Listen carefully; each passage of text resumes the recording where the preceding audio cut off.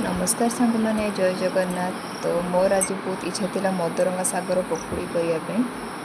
तो एगुड़ा सब देखु आमर गड़िया धारे बहुत गुड़ा मदरंगा शाग होता। तो मु जाऊँगी तोलिया गोटे गोटे करी तोलुची मु घसिकी। तो एबे चलतु तार प्रस्तुति पर। तो आपण प्रथमे मदरंगा शाग को भल भाव धोई नेबे। तुली सारिकी धोईकी ताकू कुछ कुछ करी काटिदेबे। कुछ कुछ करी काटी सारला परे सेथिरे रसुण भृसंग पत्र आउ कंचा लंका।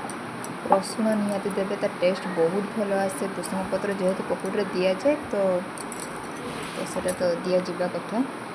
देन तापर बेसन आवश्यक अनुसार, देन स्वाद अनुसार लुण, हलदी, लंका गुंड, जीरा गुंड सबू पकई सारा परे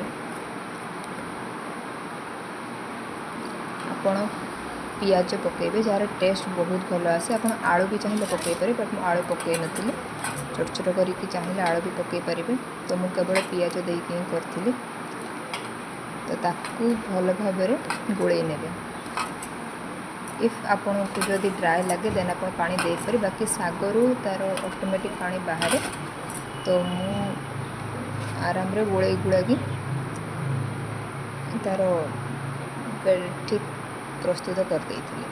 देन तापर कड़ाई रे नबा तेल गरम हो गले आपन गोटे गोटे करी पकड़ी छाणिबा आरंभ करिबे।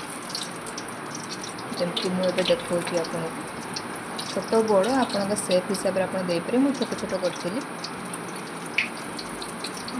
तापर सेटा गोल्डन ब्राउन हवा जाए आप छाणिबे।